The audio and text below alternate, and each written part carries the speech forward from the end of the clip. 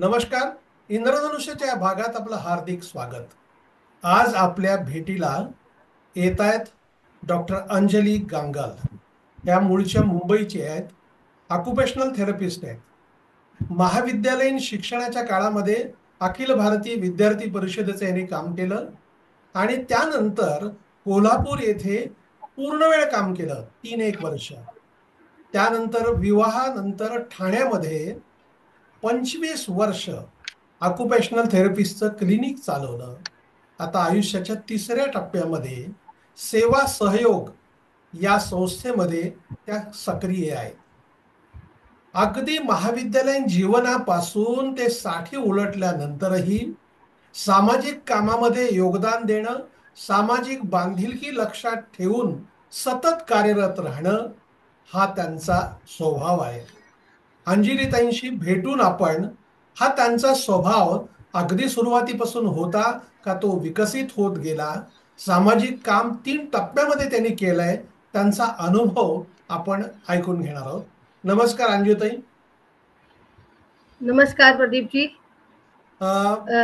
मी जो उल्लेख केला महाविद्यालयीन जीवनाच्या काळामध्ये तुम्ही जे अखिल भारतीय विद्यार्थी परिषदेचं काम केलं, पुन्हा पूर्ण वेळ काम केलं, त्या कामाचा एक तुमच्या व्यक्तिमत्वावरती काय पगडा आहे? सुरुवातीला नमस्कार करते की नवदुर्गा सन्मान माझी पात्रता आहे की नाही मला माहित नाही, परंतु त्याला तुम्ही सन्मान केल्याबद्दल आणि दुसरी ही एक संधी समजून मला व्यक्त होण्यासाठी संधी दिल्याबद्दल मी आपली मनापासून आभारी आहे. विद्यार्थी परिषदेच्या कामाला सुरुवात करणं मला अनेकदा असं वाटतं की हे कुठल्या तरी विधिलिखित असतं आणि ते घडत असतं आणि त्यामुळे विद्यार्थी परिषदेचं काम सुरू करणं हे सहजच नकळतच मी तिथे ओढली गेले आणि काम आवडलं. विशेषतः कॉलेज जीवनात खरं म्हणजे आपली स्वप्न वेगवेगळी असतात, परंतु ती स्वप्न पाहत असताना सुद्धा असं काहीतरी समाजासाठी करावं आणि ते आपोआप सापडल्यानंतर तिथे जोडलं जावं त्यामुळे विद्यार्थी परिषदेच्या निमित्ताने मला जगाकडे पाहण्याच्या, जगामध्ये विविध प्रकारच्या सामाजिक परिस्थिती पाहण्याची संधी मिळाली आणि त्यामुळे सुरुवातीच अशी मला वाटतं की सामाजिक कामाचा स्पर्श होणं हे कुठेतरी मी केलेल्या मागच्या जन्मीच्या किंवा आपण जे मानतो सनातन धर्मात मानतो आपण की मी काहीतरी केलेल्या पुण्य कर्माची ही पावती असावी आणि म्हणून मी या कामाकडे, सामाजिक कामाकडे ओढवले गेले असं मला वाटतं. आणि तुम्ही जे विद्यार्थी परिषदेचं काम केलं ना, पूर्ण वेळ काम, अगदी महाविद्यालय स्तरावरती काम, त्याच्यावरती एक तुमच्या जीवनावरती काय छाप पडली? मी ऑक्युपेशनल थेरपीसाठी सेट जीएस मेडिकल कॉलेजमध्ये ऍडमिशन घेतली आणि फर्स्ट इयरलाच मी एका सुट्टीमध्ये भोसला मिलिटरी स्कूलमध्ये गेले होते आणि तिथे खरं कुठेतरी राष्ट्रीय संस्कार किंवा सामाजिक संस्कार तिथे मिळाला. 1 महिनाभरच गेले होते आणि तिथून आले आणि विद्यार्थी परिषदेच्या एका शिबिरात गेले आणि हा योगायोग म्हणावा किंवा ती पूर्वसंचित म्हणावं, तिथे मला अगदी मला हेच हवं होतं असं मला जाणवलं. त्यामध्ये आपण देशासाठी काहीतरी करावं, आपण खरं म्हणजे सैनिकच व्हावं अशी इच्छा होती, परंतु त्यावेळेला कुठल्याही आर्मी, नेव्ही, एअरफोर्स कुठेही महिलांना संधी नव्हती. ही 1979 ची गोष्ट असेल. बरोबर. आणि त्यामुळे मग आपण मग काय करू शकतो आणि त्यावेळेलाही त्या तळासरीला एक शिबिर झालं होतं. त्या शिबिरामध्ये ही दिशा मिळाली की आपण आता विद्यार्थी परिषदेचं काम करणं हेच राष्ट्राबद्दल आपल्याला जे काही मनामध्ये विचार आहेत ते व्यक्त करणं आणि आपल्याला तिथे एक संधी मिळाली. विद्यार्थी परिषदेत जवळजवळ 7 वर्ष काम केलं. सुरुवातीला कॉलेज 8 तासाचं कॉलेज, KEM ला रोज जाणं येणं आणि उरलेले 3 ते 4 तास विद्यार्थी परिषदेत तरुण आईला एकत्र करणं, संपर्क करणं, आपल्याला जो विचार मिळाला तो त्यांच्यापर्यंत पोहोचवणं, स्वतः संस्कारित होणं आणि संस्कारित छात्रशक्ती निर्माण करण्याचा प्रयत्न करणं.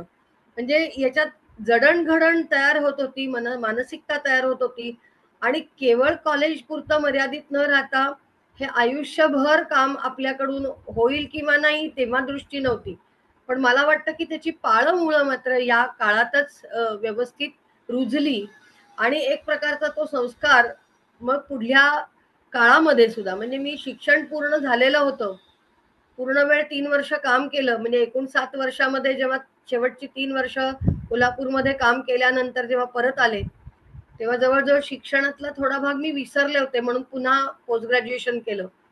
आणि मग जेव्हा नोकरी करायला सुरुवात केली तेव्हा रोज पेशंटशी संबंध येत असे आणि सतत ह्या मागच्या 7 वर्षाचा बॅकड्रॉप मागे तयार होता. त्यामुळे रुग्णाकडे पाहण्याचा दृष्टिकोन बदलला, की रुग्णाकडे आपण एक मदतनीस किंवा सहाय्यभूत होतोय, त्यांना आपण मदत केली पाहिजे.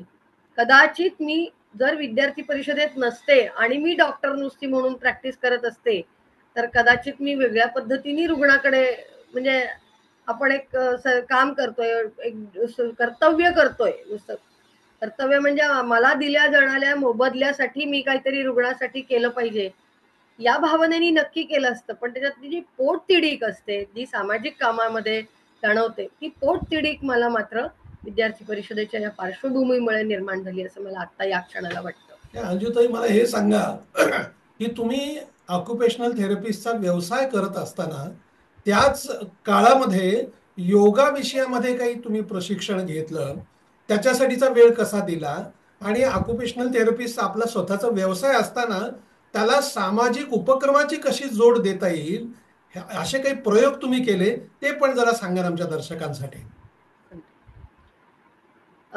लग्न झाल्यानंतर माझ्या व्यवसायाला खरी सुरुवात झाली. प्रथम नोकरी केली 7-8 वर्ष महानगरपालिकेच्या, मुंबई महानगरपालिकेच्या विविध इस्पितळांमध्ये नोकरी केली आणि तिथे परत अत्यंत गरीब आणि नडलेले पेशंट असायचे, रुग्ण असायचे. खूप मदतीची गरज असायची. म्हणजे केवळ व्यायाम, आणखीन त्यांच्या जीवनशैलीमध्ये त्यांना परावलंबित्व घालवून स्वावलंबी बनवणं, असा एक भाग होता. आणि त्याच्या बरोबरीने माझं काम करत असताना सामाजिक दृष्टिकोन असल्यामुळे त्यांना भरपूर मदत करणं, आणि नंतर जेव्हा अशी एक संधी चालून आली की म्हणजे महानगरपालिकेसारख्या ठिकाणी काम करताना दिवसाला 40-40, 50-50 पेशंट रुग्ण फिजिओथेरपीला करणं, ही म्हणजे दमछाकच होती. आणि दमछाक म्हणजे इतकी की एकतर हे रेशोच आपल्याकडे सगळं एकूण लोकसंख्या आणि गरज जाणवलेली असल्यामुळे, की हे रेशो एवढं होतं की एक डॉक्टर दिवसाला 15 ते 20 पेशंट काही त्या 5-7 तासात व्यवस्थित बघू शकतात. तिथे 60-60, 70-70 रुग्ण बघायचे. आणि त्यामुळे अशी वेळ यायची की कधी-कधी एक 7-8 वर्ष प्रॅक्टिस झाल्यानंतर आता मीच रुग्ण होते की काय, अशी वेळ आली. आणि त्याच काळामध्ये अशी एक सुसंधी चालून आली की माझी एक मैत्रीण मला म्हणाली की मी आता अमेरिकेला चालले, माझं चालतं बोलतं क्लिनिक आहे, तर ते कुठे सोडून जाणार, मशीन्स आहेत, फिजिओथेरपी ही मी बरीच शिकले होते या काळामध्ये. त्यामुळे मी ते क्लिनिक घ्यायचं असं ठरवलं, कारण मला खूप ताण यायला लागला होता, शारीरिक ताण. मानदुखी स्वतःलाच सुरू झाली होती. म्हणजे मी फिजिओथेरपी करताना स्वतःलाच मानदुखी, कंबरदुखी, थोडे गुडघेदुखी असं सुरू झाल्यानंतर मला असं वाटलं की काहीतरी आपल्याला बदलाची गरज आहे. आणि म्हणून मी त्या नोकरी सोडून प्रायव्हेट प्रॅक्टिसमध्ये उतरायचं असं ठरवलं. प्रायव्हेट प्रॅक्टिसमध्ये उतरल्यानंतर मग तर हातपाय सतत मारावे लागतात. हातपाय थांबले तर नाकातोंडात पाणी जायची शक्यता असते. म्हणजे तुम्ही स्पर्धेच्या जगात उतरता तेव्हा तुम्हाला जास्ती दमछाक होतं. म्हणजे नोकरी असताना 33 रजा मिळायच्या वर्षाच्या, त्याही रजा मिळत नाहीत. म्हणजे उलट आपल्याला जर जगायचं असेल, सर्व्हाइव्ह व्हायचं असेल व्यवसायात आणि प्रायव्हेट प्रॅक्टिसमध्ये, तर ताण जास्त येतात. म्हणजे आगीतून फुफाट्यात पडल्यासारखी परिस्थिती झाली. आणि मग मला असं वाटलं की तेव्हा तोपर्यंत 40 येऊन ठेपली होती. आणि मग असं वाटलं की नाही, आता मला माझ्यासाठी काही मी केलं नाही तर मी रुग्णांना मदत करू शकणार नाही. आणि त्याच्या आधी असाच एक योगायोग झाला होता की मी ग्रॅज्युएट झाले होते आणि जवळच कैवल्यधाम नावाची संस्था होती आणि आमच्या शाळेतला एक संस्कार माझ्या मनात सतत होता की आमच्या शाळेचे जे ट्रस्टी होते, 91 वर्षाचे होते. शाळेच्या प्रत्येक कार्यक्रमात ते बक्षीस समारंभाला यायचे आणि 10वीला त्यांच्या हस्ते मी बक्षीस प्राप्त केलं होतं, गुड स्टुडंट, बेस्ट स्टुडंटचं. आणि त्यांनी त्यावेळेला असं सांगितलं होतं की मी 91 वर्षाचा आहे ना, तो मी केवळ योग साधना करतो ना म्हणून मी तुमच्या समोर उभा आहे, हे कुठेतरी मनात रुजलेले विचार होते. आणि त्यामुळे मी तेव्हा एक 6-7 महिन्याचा कोर्स केला. योगाचे फायदे मिळवले होते. मला स्वतःला बाळदमा होता आणि थोडा म्हणजे ब्रेथलेसनेस लहानपणापासून होता. या काळात तो नाहीसा सुद्धा झाला होता ग्रॅज्युएशन नंतर जेव्हा कोर्स केला. आणि मग मला वाटलं की आपण स्वगृही गेलो पाहिजे. म्हणजे काय, की आपल्याला योग हा नक्की मदत करेल या उत्तर आजारांमधून. थोडे थोडे छोटे छोटे आजार सांधेदुखीचे सुरू झाले होते. आणि म्हणून मी असं ठरवलं तेव्हा माझी प्रॅक्टिस इतकी उच्च म्हणजे त्याला म्हणतात की सर्वात मस्त प्रॅक्टिस चालू होती. 2 हॉस्पिटल्सना कनेक्शन मिळाली होती. स्वतःचं क्लिनिक होतं, प्रायव्हेट प्रॅक्टिस होती आणि त्याच वेळेला 2 लहान मुलं पदरात होती. त्यामुळे 3 आघाड्यांवरती धावपळ चालू होती. एक मोठं समाधान होतं, की ज्यासाठी आपण एवढा अट्टहास करतोय ते आता आपल्याला सहज प्राप्त झालंय. आणि तो क्षण होता हा अक्षरशः साक्षात्काराचा पण होता आणि जाणीवेचाही होता, की हे धावपळ करताना एका बाजूला यशाचे मापदंड आपण सगळे गाठलेले आहेत. आर्थिकदृष्ट्या, सामाजिकदृष्ट्या, सन्मान, प्रतिष्ठा या दृष्ट्या. परंतु काहीतरी गडबड होते आणि आपण असंच जर जास्त काळ चालू ठेवलं, तर हे करणं कठीण होईल. आणि त्यामुळे कुठेतरी एक पाय मागे म्हणजे थोडा पाय मागे घेऊन कुठलं तरी एक सोडायला लागणार होतं. त्यावेळेला एक विचार मनात आला तो असा, की आपल्याला जर हे बराच काळ या दौडीमध्ये धावायचं असेल, तर आपल्याला घर नाही सोडता येणार कारण मुलं आपली आहेत, घर संसार आपला आहे. प्रॅक्टिसही दवाखाना ही आपली जबाबदारी आहे कारण तिथे आपली बरीच इन्व्हेस्टमेंट असते. एकदम सोडून येता येत नाही तिकडे. तर मग काही हॉस्पिटल आपण योगाकडे पुन्हा वळायचं आणि ते करताना पुन्हा आणखीन योगाचे 1.5 तास कुठे बसवायचा तो कठीण होतं. म्हणून मग एक काहीतरी मिळवण्यासाठी एक सोडायची तयारी ठेवली आणि 2 हॉस्पिटल्समध्ये जिथे मिळवण्यासाठी लोकांना खूप धडपडावं लागतं. त्या हॉस्पिटलमध्ये 5-6 वर्ष म्हणजे विशेषतः तिथे ऑर्थोपेडिक सर्जन होते, की जे नी रिप्लेसमेंट आणि हिप रिप्लेसमेंट सारख्या सर्जरीजमध्ये तिथे त्या सर्जरीजना सुरुवात झाली होती. म्हणजे हे सुद्धा आधुनिक वैद्यकामधली ही एक मोठी प्रगती होत होती आणि त्याची संधी मला आपोआप चालून आलेली होती. आणि ती संधी सोडायचं तर खरं तर जीवावर आलं होतं. पण मी डॉक्टरना हात जोडून म्हटलं, की तुम्ही मला गेली 5-6 वर्ष या तुमच्या बरोबर काम करण्याची संधी दिली, पण आता मला धावता येत नाहीये. तर मला थोडीशी एक ब्रेक द्या आणि मी पुन्हा जेव्हा सक्षम होईन तेव्हा आपल्या बरोबर काम करीन. आणि मी 2 हॉस्पिटल सोडून योगाला ऍडमिशन घेतली. रोज सकाळी 1.5 तास आणि मी योग टीचरचा डिप्लोमा. घंटाळी मित्रमंडळ ठाण्यातलं एक प्रथित यश आणि नामवंत अशी संस्था आहे आणि गेली 60 वर्ष या वर्षीचं त्याचं वर्धापन दिन आहे, 60वा वर्धापन दिन झाला. अशी 60 वर्ष काम करते गुरुजी आमचे श्रीकृष्ण व्यवहारे, योगाचार्य श्रीकृष्ण व्यवहारे यांच्या मार्गदर्शनाखाली ही संस्था गेली 60 वर्ष काम करते. आणि त्यांच्याकडे मी योग शिक्षकाचा डिप्लोमा प्रथम केला आणि तिथे मोठी दालनं उघडी झाली. योगाच्या माध्यमातून भारतीय तत्वज्ञान शिकायला मिळालं. म्हणजे आता 21 वर्ष मी या संस्थेशी जोडलेली आहे.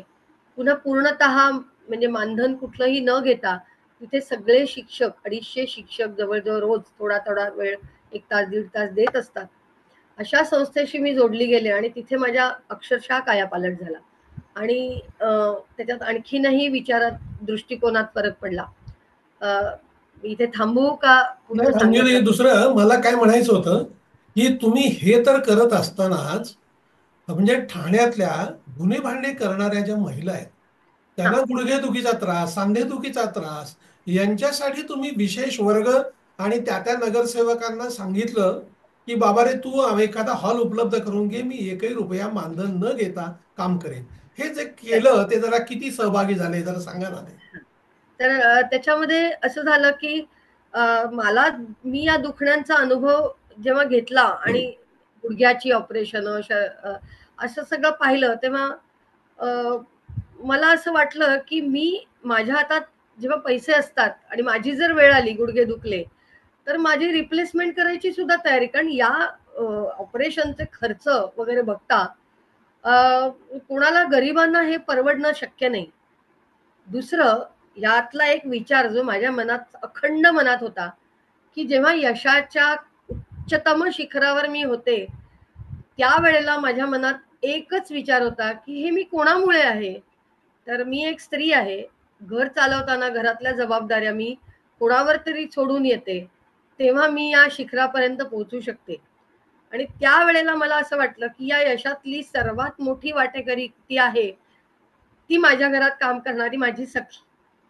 आणि त्यामुळे सगळं यश आपल्या आई-वडिलांना यश असतं, सासू-सासरे आहेत, घरात पती आहेत, मुलं आहेत, त्यांनी सगळ्यांनी ॲडजस्ट केलेलं असतं. परंतु हक्काचं कोण? तर हक्काची ती सखी. आणि त्यामुळे तिच्यासाठी मला काय करता येईल असं मला तेव्हा वाटायला लागलं.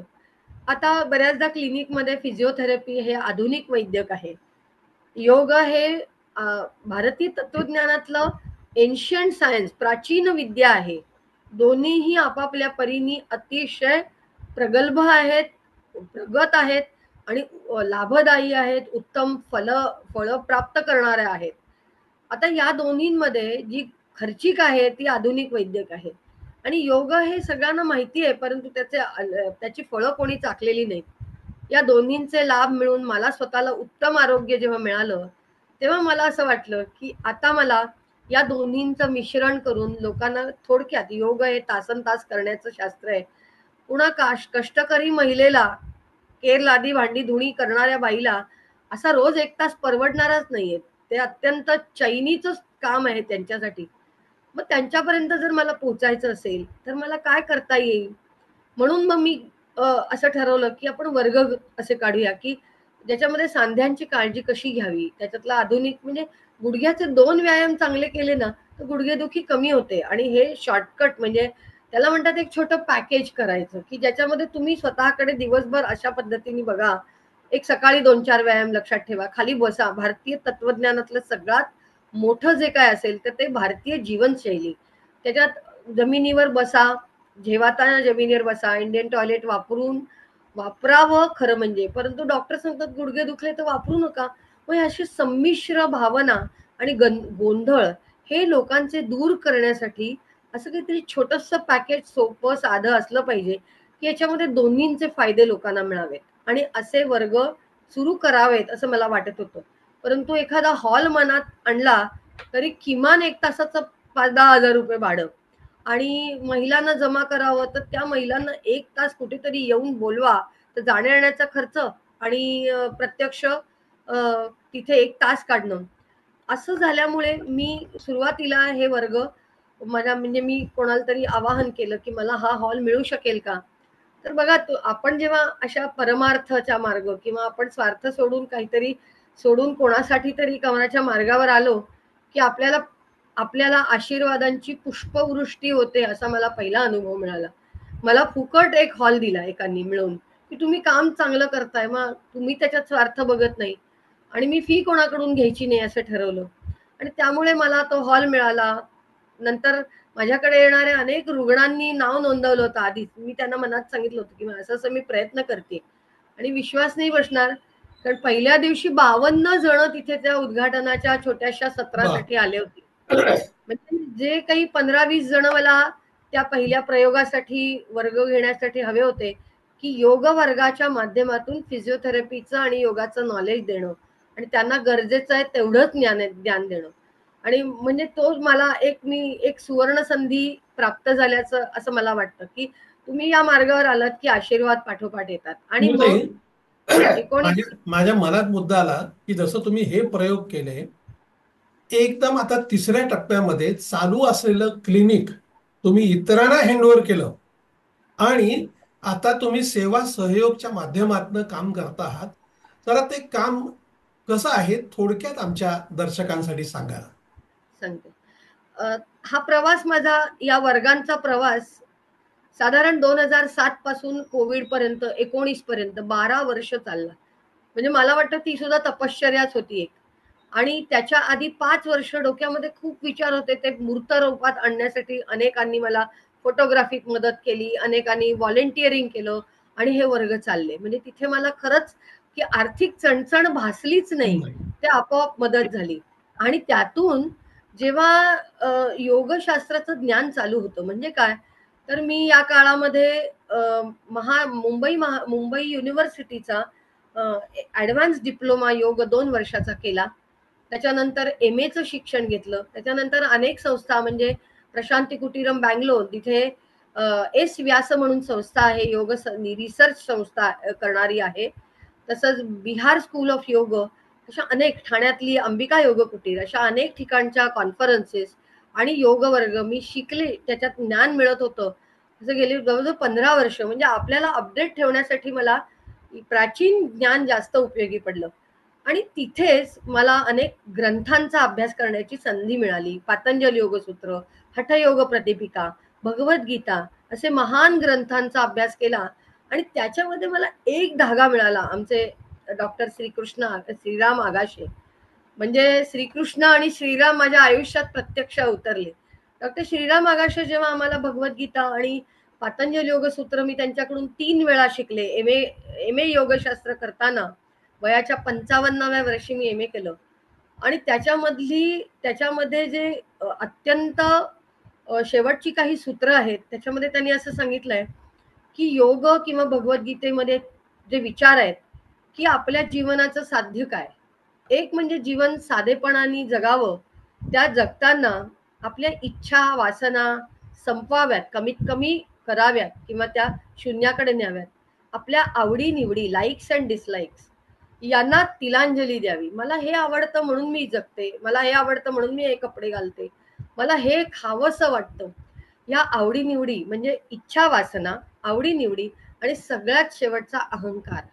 अहंकार नाश हे आपल्या जीवनाचं ध्येय असलं पाहिजे. म्हणजे मी सगळीकडे मला हे आवडतं, मी काहीतरी, मला नाव प्रसिद्धी सत्ता पैसा मिळावा म्हणून मी जगते. आणि माझ्या जीवनाचं ध्येय काय, तर मला सगळ्या लोकांनी ओळखावं, मला भरपूर पैसा मिळावा. यापेक्षाही सगळं काही नाश होऊन मी एक सामान्य व्यक्ती म्हणून समाजासाठी उपयोगी पडते, हे आपल्या ग्रंथांनी सांगितले. अयमात्मा ब्रह्मन सर्वम इदम सर्वम खल्विदम ब्रह्म. हे जग आहे ना, हे सुद्धा ब्रह्मतत्व आहे.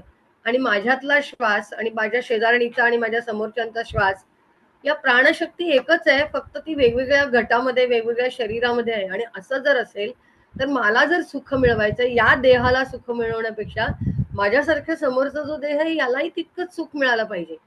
म्हणजे मी माझ्यासाठी जगण्यात, माझ्या पुढे भरलेलं ताट खाण्यात आनंद मानायचा, की माझं ताट भरलेलं आहे पण मला त्यातली माझ्यापेक्षा भुकेलेल्याला जे अन्न मिळालं पाहिजे, किंवा माझ्या बरोबर माझ्या सख्यांनी मला उभं करण्यासाठी जी मदत दिली, त्याच्यात त्यांच्या आरोग्याबरोबर त्यांच्या घर संसारासाठी मी उभं राहिलं पाहिजे. आणि मग माझ्याकडे काय दोघी तिघी ज्या आहेत त्यांच्या पुरतच कशासाठी, त्यांची मुलं बाळ पुढे आली पाहिजेत. तर असं करण्यासाठी मला जेव्हा आता जे सगळं काही 50-60 झाली, भरपूर मिळालं, न मागता भरपूर मिळालं, तर ते माझ्या स्वतःसाठी जगण्यापेक्षा आता आपण माझ्या बरोबरीच्या ज्यांना गरज आहे, मग ज्ञानाची गरज आहे, पैशाची गरज आहे, ज्ञान, पैसे, शक्ती, आपलं बळ, म्हणजे शारीरिक मानसिक बळ, ज्याला जे हवं त्याला ते देता आलं पाहिजे. म्हणजे सधन व्यक्ती सुद्धा इतकी दुःखी असते की तिला सुद्धा गरजेची गरज आहे, काही कशाची तरी गरज आहे, आधाराची गरज आहे.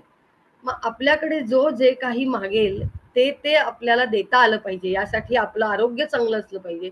म्हणून योग साधना या काळात चालूच ठेवली.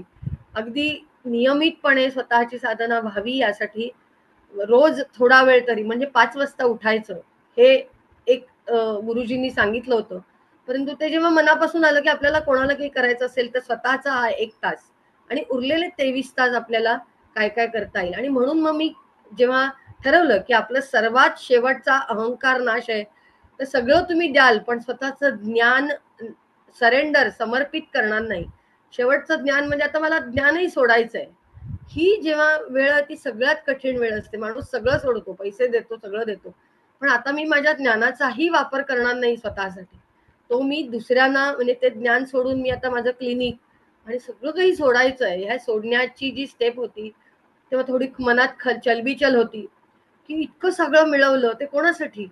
आणि ते लोक तर 70-80 जेवढे वर्ष जगतात तेवढी वर्ष दवाखाने चालू राहतात.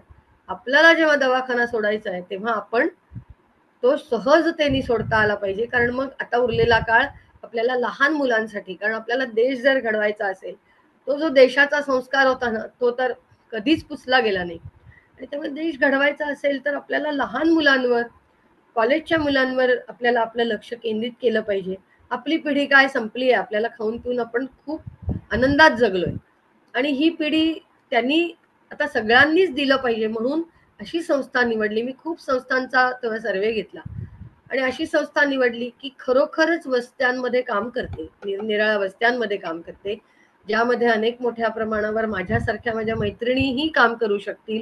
लहान मुलांना शिकवणं, त्यांना आरोग्याची जाणीव देणं, अशा वस्त्यांमधल्या मुलांची अभ्यासिका, म्हणजे मुलं शाळेत तर जातात, महानगरपालिकेच्या जातात, अशी मुलं वस्त्यांमध्ये संध्याकाळी 2 तास एकत्र करणं, त्यांच्यावर संस्कार आणि शिक्षण दोन्हीही महत्वाचं आहे, लौकिक अलौकिक दोन्ही महत्वाचं आहे. त्यामुळे मन त्यांचं शांत झालं पाहिजे, त्यांना मनाला त्यांच्या मनामध्ये त्यांना स्वप्न दाखवली पाहिजे, चांगल्या स्वप्नांकडे त्यांना नेलं पाहिजे. आणि अशा वस्त्यांमधली आई त्यांचे पालक दिवसभर पोटापाण्याची खळगी भरण्यासाठी काम करत असतात.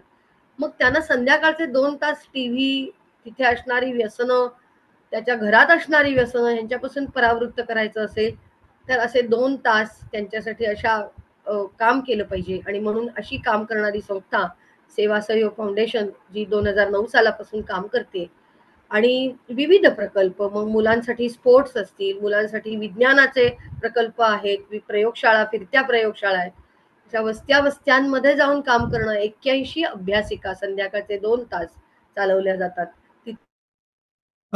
अंजुताई, आपण अतिशय अप्रतिमपणे तुमचा प्रवास सांगितलात. एक तर दर्शक हो पहा, स्वतःच्या आयुष्याकडे कसं त्रयस्थपणे पाहता येतं, आपण कशासाठी आलेलो आहोत आणि काय करतोय हे समजून घेऊन जगणं. अंजुताईंचं जगणं हे समाजासाठी एक आदर्श आहे. आपण आम्हाला वेळ दिला, धन्यवाद. दर्शक हो, आपल्याला हा जर व्हिडिओ आवडला असेल तर तो लाईक करा, फॉरवर्ड करा व सबस्क्राईब करा. पुन्हा एकदा धन्यवाद. धन्यवाद.